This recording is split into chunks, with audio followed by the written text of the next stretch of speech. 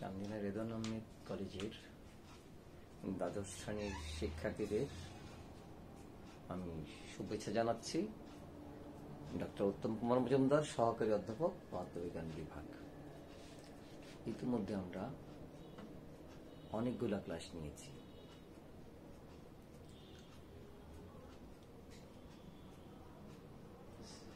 স্থির তরিতির উপরে আজকে যে ক্লাসটা নেব সে সম্পর্কে ধারণা করো। বৈদ্যুতিক ফ্যান চলছে, হঠাৎ করে ফ্যানের গতিটা আসলে কমে আসতেছে, বারবার করে দেখা যাচ্ছে যে ফ্যানের গতি কমে যাচ্ছে। অপারেটরকে বলা হলো, বৈদ্যুতিক অপারেটরকে, এর কি ব্যবস্থা করা দরকার। উনি যে সমাধানটা দেন তার নাম তোমরা নিশ্চয়ই জানো। কিসের সমাধান দেন বুঝতেই পারছো। উনি বলবেন একটা ক্যাপাসিটর, উপযুক্ত মানের ক্যাপাসিটর লাগিয়ে দিতে হবে। তাহলে আজকে পাঠের বিষয় হবে ক্যাপাসিটর বা ধারক। তাহলে আজকে পাঠের বিষয় শিখনফল 8 থেকে 13, অনেকগুলো নাম। অপরিবাহী ও ডাইইলেকট্রিক, ধারক ও ধারকত্ব,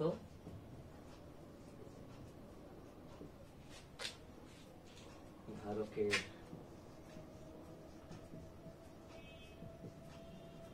শ্রেণী ও সমান্তরাল সমবায়, সমান্তরাল সমবায়, ধারকের শক্তি পরিমাপ,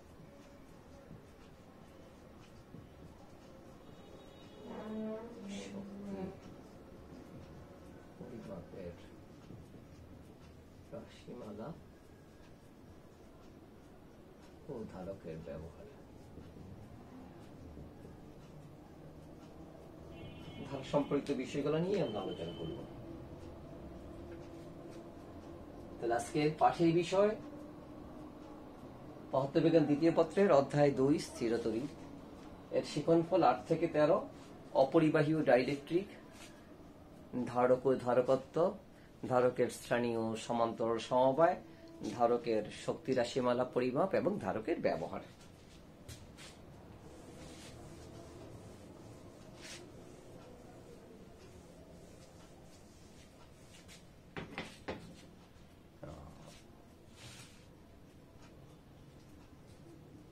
একটা অপরিবাহী পদার্থ হচ্ছে ওই পদার্থ আমরা জানি যার মধ্যে দিয়ে ইলেকট্রনের পরিবাহিতা, যার মধ্যে দিয়ে যেসব পদার্থের মধ্যে দিয়ে ইলেকট্রন পরিবাহিত হতে পারে না তাকে বলবো আমরা অপরিবাহী পদার্থ। আর যার মধ্যে দিয়ে ইলেকট্রন খুব সহজভাবে পরিবাহিত হতে পারে তাকে বলি আমরা সুপরিবাহী পদার্থ। তাহলে ইলেকট্রন পরিবাহিতার উপর ভিত্তি করে পদার্থের 3 ভাগ, একটা হচ্ছে সুপরিবাহী, আরেকটাকে বলবো আমরা অপরিবাহী।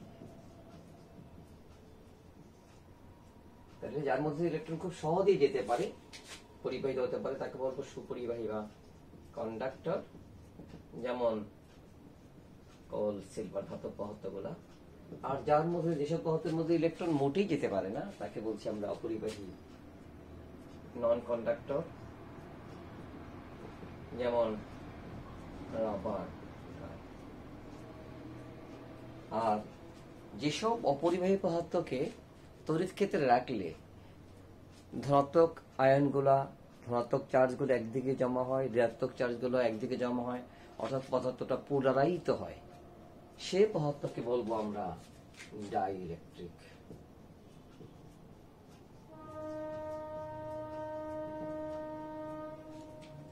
ডাইইলেকট্রিক যেমন আমরা রাবারটাকে বলতে পারি, পানিটাকে বলতে পারি। পানির ডাইরেক্ট পরাবৈদ্যুতিক ধ্রুবক হচ্ছে 80। এই ডাইইলেকট্রিক পদার্থের পরাবৈদ্যুতিক ধ্রুবক বলে একটা রাশি আছে,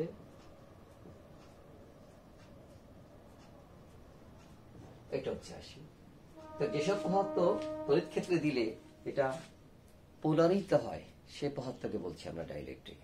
যার জন্য সকল ডাইইলেকট্রিক অবশ্যই অপরিবাহী, সকল অপরিবাহী ডাইইলেকট্রিক নয়, এই কথাটা আমাদের মনে রাখতে হবে। আমরা জানি কোন একটা পরিবাহীতে যত বেশি চার্জ দেওয়া হয় তার বিভব তত বেশি বেড়ে যায়। যদি চার্জকে আমরা কিউ দিয়ে প্রকাশ করি, আমরা বিন্দু চার্জকে, এবং বিভবকে যদি আমরা ভি দিয়ে প্রকাশ করি, তাহলে আমরা বলবো কিউ সমানুপাতিক ভি। অর্থাৎ যত বেশি চার্জ দেওয়া হবে তত বেশি বিভব বেড়ে যাবে। কিউ সমানুপাতিক ধ্রুবক হবে, এটাকে বলবো আমরা সি। সি কে বলবো আমরা ধারকত্ব, ক্যাপাসিট্যান্স, অর্থাৎ ধরে রাখার গুণ। এখান থেকে আমরা ধারকত্বের সংজ্ঞা দিই। কোন পরিবাহীর বিভব 1 একক বৃদ্ধি করতে ওই পরিবাহীতে যে পরিমাণ চার্জ দেওয়ার প্রয়োজন হয় তাকেই বলবো আমরা পরিবাহীর ধারকত্ব।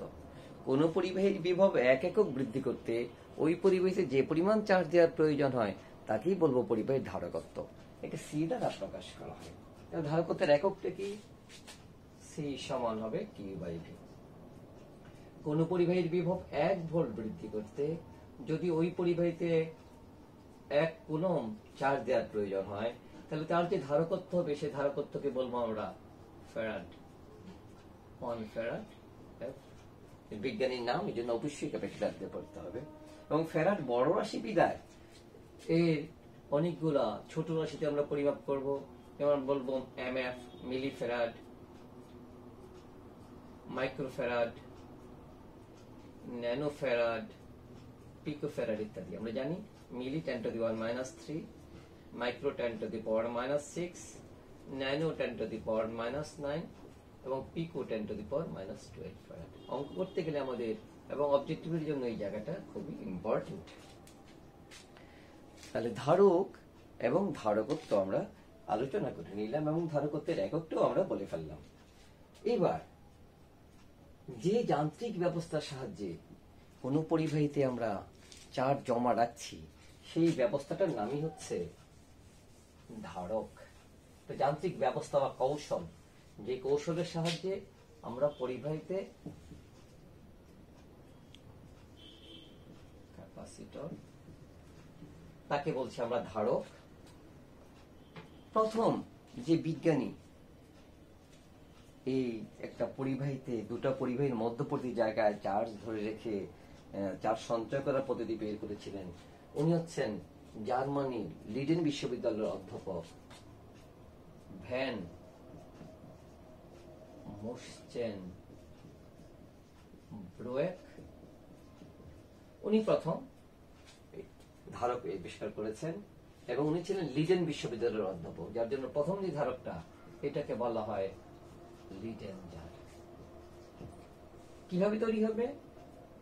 দুটা পরিবাহীর মধ্যে সমপ্রস্থচ্ছেদের ক্ষেত্রফল দুটা পরিবাহী, এর মধ্যে একটাকে অন্তরিত করা হয় আরেকটাকে ভূসংযুক্ত করা হয় এবং এর মধ্যে যে কোনো অন্তরের পথ রাখলে এখানে যদি প্লাস কিউ চার্জ হবে আবিষ্কার, এখানে মাইনাস কিউ চার্জ ইত্যাদি চলে যাবে। আমরা দেখবো এখানে ধারক চার্জ সঞ্চয় করে রাখবে। তাহলে ধারকের হচ্ছে একটা ধারক, যে এটা হচ্ছে একটা যান্ত্রিক ব্যবস্থা, যে ব্যবস্থার মধ্যে আমরা চার্জ ধরে রাখবো। এবার ধারক বিভিন্ন প্রকার হতে পারে, সমান্তরাল পাতধারক, গোলাকার পাতধারক ইত্যাদি ইত্যাদি। আমরা দেখব যখন ধারক সমান্তরাল পাতধারক হবে, এটা আমরা একটু আগে এঁকেছি সমান্তরাল পাতধারক।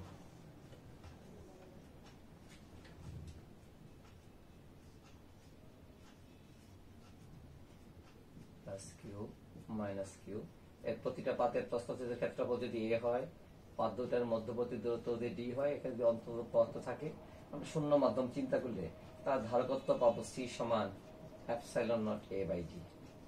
অর্থাৎ এখান থেকে কিন্তু আমরা ধারকের নির্ভরশীলতাও পেয়ে যাই। ধারকের ধারকত্ব পাত দুটির মধ্যবর্তী মাধ্যম প্রবেশ্যতার সমানুপাতিক হয়, প্রস্থচ্ছেদের ক্ষেত্রফলের সমানুপাতিক হয় এবং পাত দুটির মধ্যবর্তী দূরত্বের ব্যস্তানুপাতিক হয়। এটা ধারকের নির্ভরশীলতা, এটাতে বহুপদী সমাপ্ত প্রশ্নে আমাদের উত্তর দিতে হবে। আর যখন এটা গোলাকার পাতধারক নেব, তার ধারকত্ব সি সমান হবে 4πε0r। এখান থেকে আমরা বলবো সি সমানুপাতিকার, এর ব্যাসার্ধের সমানুপাতিক হবে। তাহলে ধারকের এই রাশিমালাগুলো প্রয়োজন আমাদের গাণিতিক সমস্যা সমাধানের ক্ষেত্রে, এবং ধারকের উপরে বিভিন্ন বিষয় বিশ্লেষণ করবার জন্য। ধারকের সমবায়ের প্রয়োজন হয়। সমবায় আমরা জানি তখনই প্রয়োজন হয় যখন একটা কোনো কিছু দিয়ে কাজটা হয় না। ধারকের সমবায় কেমন হতে পারে আমরা দেখব। মেইনলি দুই রকমের সমবায়, একটা হচ্ছে শ্রেণী সমবায়, আর একটা হচ্ছে সমান্তরাল সমবায়। শ্রেণী বা অনুক্রম, সিরিজ কম্বিনেশন অফ ক্যাপাসিটরস, এটা হচ্ছে প্যারালাল কম্বিনেশন অফ ক্যাপাসিটর। সিরিজটা কেমন, যে সমবায়ে একটা ধারকের শেষের সাথে আরেকটা ধারকের শুরু, এইভাবে কম্বিনেশনটা থাকবে। ধরো plus q minus q plus q minus q plus q minus q. ধরো এটাকে C1 বললাম, এটাকে C2 বললাম, এটাকে C3 বললাম। এটা অন্তরিত, শেষেরটাকে যদি আমরা ভূষক যুক্ত করে দিই, এই সমবায়টাকে বলবো আমরা ধারকের অনুক্রম বা শ্রেণী সমবায়। আর যে সমবায়ে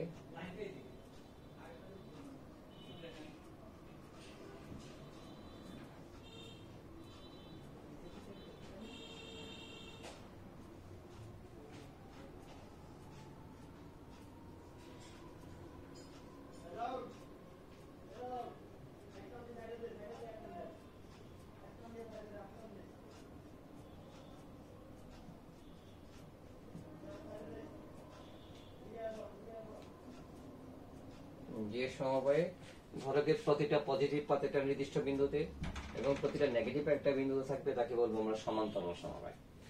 শ্রেণী সমবায়ের ক্ষেত্রে আমরা দেখব চার্জের মানটা স্থির, সমান্তরাল সমবায়ের ক্ষেত্রে আমরা দেখব বিভবের মানটা স্থির। এখানে শ্রেণী সমবায়ের বা সমান্তরাল সমবায়ের ধারকের তুল্য ধারকত্বের কথা বলা হয়, সমবায়ের তুল্য ধারকত্ব। অর্থাৎ এই তিনটা ধারকত্ব তুলে দিয়ে যদি একটা মানে ধারকত্ব দিই, এই তিনটা তুলে দিয়ে যদি একটা ধারকত্ব দিই, যার জন্য দুই প্রান্তের এর বিভব পার্থক্য ধরো ভি থাকছে। এটার একটা হচ্ছে বিভব V1, এটা V2, এটা VT যদি হয়, তো টোটাল এই তিনটা তুলে দিলে যদি বিভব ভি হয়, চার্জ কি অপরিবর্তিত থাকে।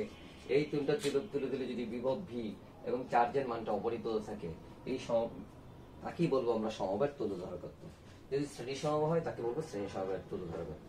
আমরা এই ক্ষেত্রে দেখবো 1/c এর সমান হবে 1/c1 plus 1/c2 plus 1/c3।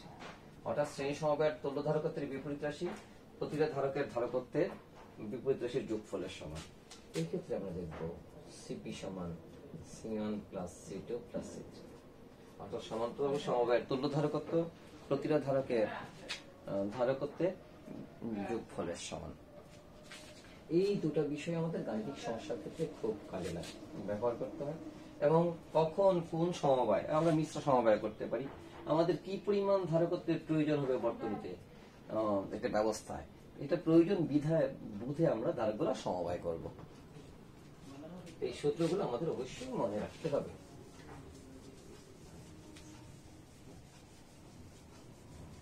আমরা পরবর্তী জায়গাটায় চলে যাচ্ছি, সেটা হচ্ছে ধারকের সঞ্চিত শক্তি।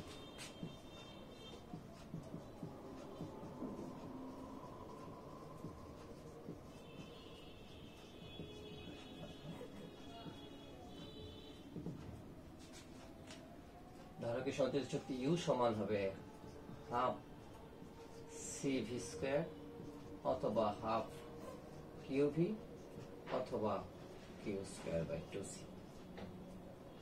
যে কোনোটি আমরা নিতে পারি। অর্থাৎ সি ধারকত্ব, ভি বিভব পার্থক্য বিশিষ্ট কোন ধারকের যদি ধারকত্ব সি হয়, কিউ পরিমাণ চার্জ দিই, তাহলে ধারকের সঞ্চিত শক্তি এর সমান হবে। এবং একক আয়তনের সঞ্চিত শক্তি হবে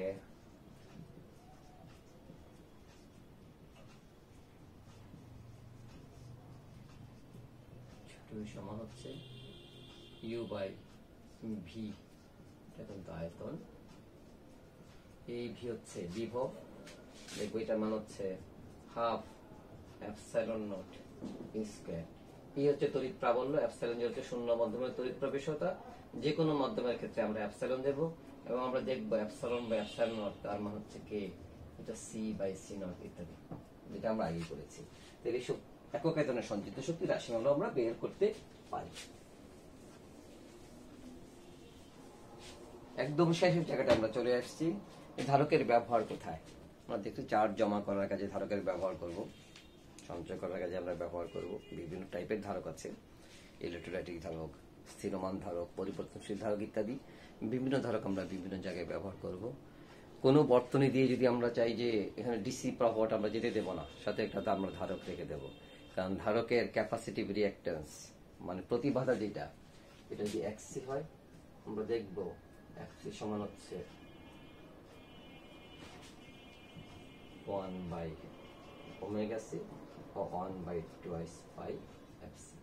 অর্থাৎ ধারক আমরা জানি ডিসি তড়িৎ প্রবাহের ক্ষেত্রে কম্পাঙ্ক এর মান 0, বাধা হচ্ছে যে অসীম।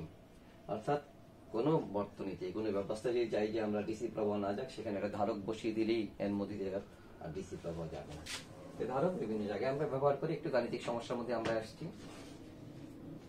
একটি সমান্তরাল পাত ধারকের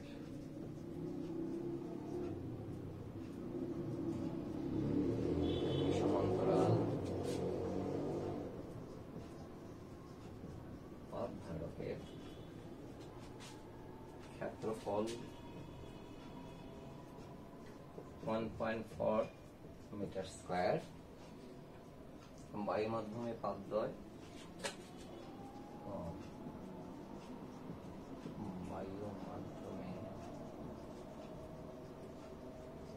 পাতদ্বয়ের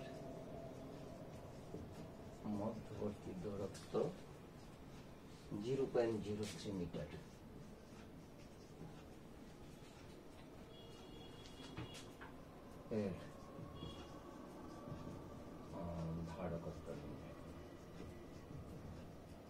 আমরা জানি সমান্তরাল পাতধারকের ক্ষেত্রে ধারকত্ব নির্ণয়ের সূত্র হচ্ছে সি সমান epsilon naught A by D, যেখানে এপসাইলন 0 শূন্য মাধ্যমে তড়িৎ প্রবেশতার মান হচ্ছে 8.854 into 10 to the power -12 coulomb square per newton per metre square. এবং এখানে দেয়া আছে ক্ষেত্রফল এ সমান হচ্ছে 1.4 মিটার স্কয়ার এবং দূরত্ব ডি দেয়া আছে 0.03 মিটার। ধারকত্ব সি সমান হয়, আমরা যদি মানগুলো বসাই 8.854 ইনটু 10 ইনভার্স 12 1.4 0.03, আমরা জানি ধারকত্বের একক হচ্ছে ফ্যারাড। এবং গুণ করলে আমরা খুব সহজেই পেয়ে যাব 4.13 into 10 to the power minus 4, 4.13 into 10 to the power minus 4 microfarad। গাণিতিক সমস্যা আমরা খুব ছোট ছোট গাণিতিক সমস্যা নিতে পারি। সবাই লিখতে পেরেছ? এবার আমরা আরেকটা গাণিতিক সমস্যা নিই।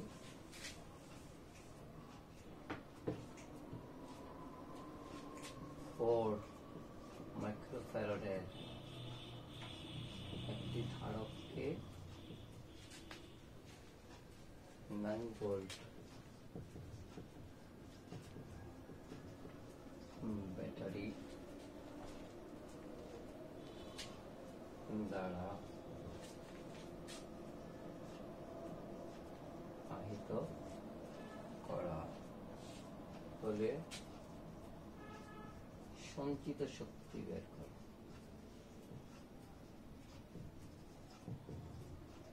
4 মাইক্রোফ্যারাড একটি ধারককে 9 ভোল্টের একটি ব্যাটারি দ্বারা আহিত করা হলে সঞ্চিত শক্তি বের করো। সি হচ্ছে 4 microfarad, 4 into 10 inverse 6 farad, V 9 volt. সঞ্চিত শক্তি E is equal to what? আমরা জানি E is equal to half CV square, half into 4 into 10 inverse 6 into 9 square, এটা হবে জোল। 1.62 10 to the power minus 4 এরকম অসংখ্য উদাহরণ আমরা নিতে পারি। তোমাদের জন্য SW থাকবে সাধারণ তপন বইয়ের 19 থেকে 21। তাহলে আজকে আমরা অনেকগুলা শিখন ফল আলোচনা করেছি। প্রতিটা শিখন ফলেই ধারকত্ব, ধারক সম্পর্কিত বা ক্যাপাসিটর সম্পর্কিত। আমরা ধারক কি, ধারকত্ব কি, এগুলো আলোচনা করেছি। ধারকের সমবায়, ধারকের সঞ্চিত শক্তি, ধারকের ব্যবহার। আশা করি তোমরা বুঝতে পেরেছ। স্বাস্থ্যবিধি মেনে, নিরাপদ স্বাস্থ্যবিধি মেনে তোমরা পরবর্তী এই ক্লাসগুলো শিখবে এবং পরবর্তী ক্লাসের জন্য তোমরা তৈরি হবে। সবাই ভালো থেকো।